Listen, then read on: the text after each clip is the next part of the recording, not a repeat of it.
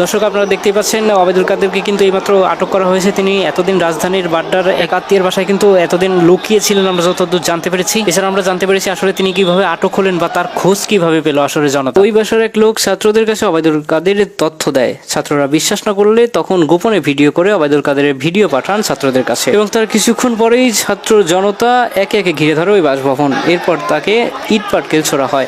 এক পর্যায়ে সেইখানকার পরিস্থিতি বেসামাল হয়ে গেলে পুলিশ সদস্যরা তাদের পুলিশের পিকআপ ভ্যানে করে বা সিকিউরিটি সেফটির যে মাইক্রোবাস রয়েছে সেটাতে করে ওবায়দুল কাদেরকে কিন্তু তাদের একটা হেফাজতে করে নিয়ে যান। শোনা যাচ্ছে জনতার ইট পাটকেলের আঘাতে ওবায়দুল কাদের মাথায় খুব আঘাত পেয়েছেন এবং আপাতত তিনি হাসপাতালে ভর্তি আছেন বলেও জানা গেছে। বর্তমানে ওবায়দুল কাদের পুলিশের হেফাজতে স্পেশালাইজ হসপিটালে ভর্তি রয়েছেন। তাকে পরিদর্শনকারী ডাক্তার বলেন তার অবস্থা খুবই বেগতিক, সুস্থ হতে তার একটু সময় লাগবে, তবে আশা করা যায় যে সে খুব দ্রুত সুস্থ হয়ে উঠবে এবং তিনি সুস্থ হলে তার বিরুদ্ধে যে হত্যা মামলা বা অন্যান্য মামলাগুলো রয়েছেন সেগুলো কার্যকর করা হবে বলে জানিয়েছেন আদালত। এদিকে ওবায়দুল কাদেরকে কাছে পেয়ে কিন্তু জনতার যে একটা আক্রোশ সেটা কিন্তু দেখা যাচ্ছে।